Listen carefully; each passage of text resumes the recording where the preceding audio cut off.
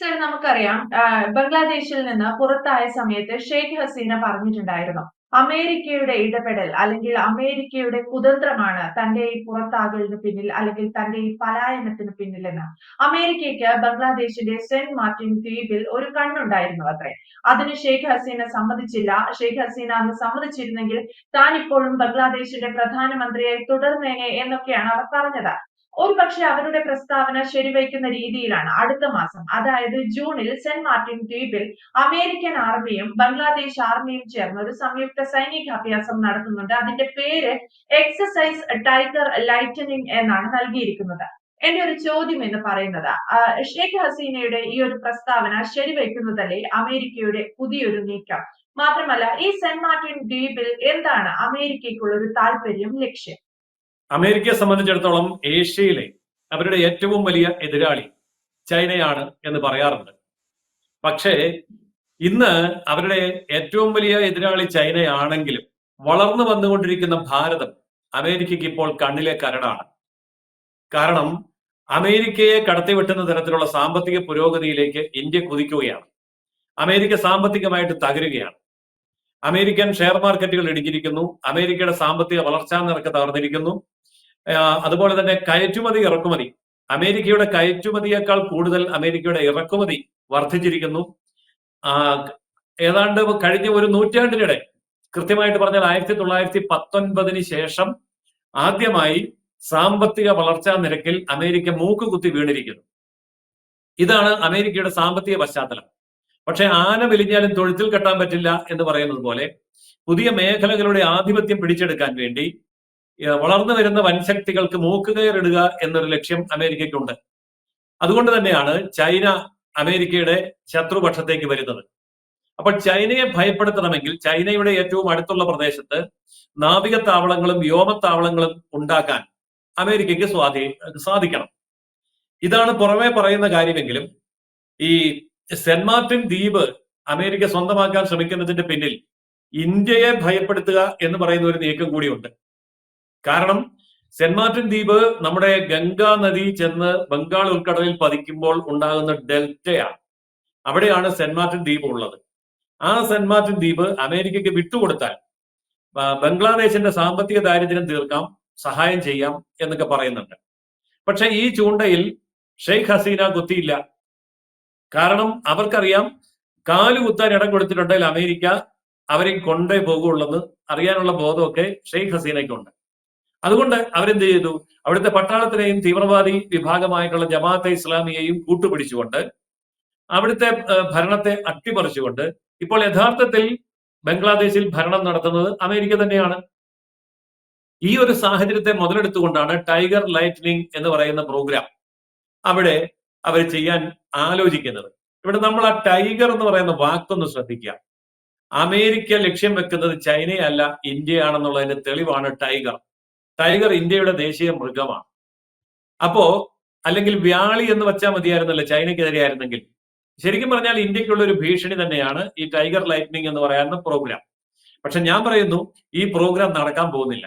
അമേരിക്കയുടെ മനപ്പായസം അമേരിക്കയ്ക്ക് ഉണ്ണാൻ കഴിയുന്നതിന് മുമ്പ് ഇന്ത്യ തട്ടിത്തെറിപ്പിക്കാനാണ് സാധ്യത. കാരണം ഇപ്പോൾ തന്നെ ബംഗ്ലാദേശിന്റെ ഭരണകക്ഷിക്കകത്ത് അടി തുടങ്ങിയിട്ടുണ്ട്. ജമാഅത്തെ ഇസ്ലാമി ഒരു വശത്ത്, പട്ടാളം വേറൊരു വശത്ത്, യൂനുസ് എന്ന് പറയുന്ന പാവ ഭരണാധികാരി, ഇത് രണ്ടിനും നടുവിൽ എന്ത് ചെയ്യണമെന്നറിയാതെ പകച്ചു നിൽക്കുകയാണ്. ഈ അന്തരീക്ഷത്തെ വെറുതെ വിടാൻ ഇന്ത്യ ഒരുങ്ങുമെന്ന് എനിക്ക് തോന്നുന്നില്ല. ഇവിടെ ചൈനയ്ക്ക് കടന്നു വന്നിട്ട് എന്തെങ്കിലും ചെയ്യാൻ പറ്റുമോ എന്നുള്ളതും പരിമിതമായ ഒരു സാഹചര്യമാണ് ഉള്ളത്. ഇതിന്റെ പിന്നിൽ അമേരിക്കയ്ക്ക് പണ്ടുണ്ടായിരുന്ന ഒരു താല്പര്യമുണ്ട്. നാഗാലിം എന്ന് പറയുന്ന ഒരു ക്രിസ്ത്യൻ രാഷ്ട്രം വടക്ക് കിഴക്കൻ സംസ്ഥാനങ്ങളിൽ രൂപീകരിക്കുക എന്നുള്ള അതിഗൂഢമായിട്ടുള്ള ഒരു ഡീപ് സ്റ്റേറ്റ് ലക്ഷ്യം അമേരിക്കയ്ക്ക് ഉണ്ടായിരുന്നു. അതായത് ക്രൈസ്തവ ഭൂരിപക്ഷമുള്ള പ്രദേശങ്ങളെ കൂട്ടിച്ചേർത്തുകൊണ്ട് വടക്ക് കിഴക്കൻ സംസ്ഥാനങ്ങളെ മൊത്തം ഇന്ത്യയിൽ നിന്ന് അടർത്തി മാറ്റിക്കൊണ്ട് അമേരിക്കൻ നിയന്ത്രണത്തിലുള്ള ഒരു ക്രൈസ്തവ രാജ്യം ഉണ്ടാക്കുക എന്ന ലക്ഷ്യം പണ്ട് അമേരിക്കയ്ക്ക് ഉണ്ടായിരുന്നു. പക്ഷെ പിന്നീട് ഇന്ത്യ ചൈന ബന്ധങ്ങളുടെയൊക്കെ അടിസ്ഥാനത്തിൽ അത് വേണ്ടത്ര രീതിയിൽ മുന്നോട്ട് പോയില്ല എന്ന് മാത്രം. പക്ഷെ ഇപ്പോൾ ആഗോള നേതൃത്വം നഷ്ടപ്പെടുന്ന സാഹചര്യത്തിൽ ഏഷ്യയിലെ ആധിപത്യം നിലനിർത്താൻ ആവശ്യമായ തരത്തിലുള്ള ഒരു സ്റ്റെപ്പ് എന്നുള്ള നിലയിൽ അമേരിക്ക വീണ്ടും അത് പൊടിതട്ടി എടുത്തുകൂടായികയില്ല. അതിനുള്ള ഒരു സൂചനയായിരിക്കാം ഈ ടൈഗർ ലൈറ്റനിങ് എന്ന് പറയുന്ന പ്രോഗ്രാമിലൂടെ ഒരു ഭീഷണിപ്പെടുത്തൽ. പക്ഷേ ഇപ്പോൾ പഴയ ശേഷിയൊന്നുമില്ല. പാണ്ഡൻ നായയുടെ പല്ലിന് ശൗര്യം പണ്ടേ പോലെ ഫലിക്കാത്ത ഒരു കാലത്താണ് ഇപ്പം അമേരിക്ക നിൽക്കുന്നത്. അതുകൊണ്ടാണ് ഞാൻ അമേരിക്കയുടെ ആഭ്യന്തരമായിട്ടുള്ള സാമ്പത്തിക പ്രശ്നങ്ങൾ ചൂണ്ടിപ്പറഞ്ഞത്. എന്തായാലും ഇവിടെ ഈ ഷെയ്ഖ് ഹസീന പറഞ്ഞത് 100% ശരിയാണ് എന്ന് തന്നെയാണ് എന്റെയും അഭിപ്രായം. അമേരിക്കയ്ക്ക് കീഴടങ്ങി അവരുടെ താല്പര്യമനുസരിച്ച് പ്രവർത്തിച്ചിരുന്നുവെങ്കിൽ, ഒരു പാവ ഗവൺമെന്റിനെ നയിച്ചിരുന്നുവെങ്കിൽ അവർക്ക് പുറത്തു പോകേണ്ടി വരുമായിരുന്നില്ല. അവർക്ക് സ്വതന്ത്രമായ നിലപാടുണ്ടായിരുന്നു. മാത്രമല്ല, അവരുടെ ഭരണകാലത്ത് ബംഗ്ലാദേശിന്റെ സാമ്പത്തിക പുരോഗതി പല മേഖലകളിലും പ്രകടമായിരുന്നു.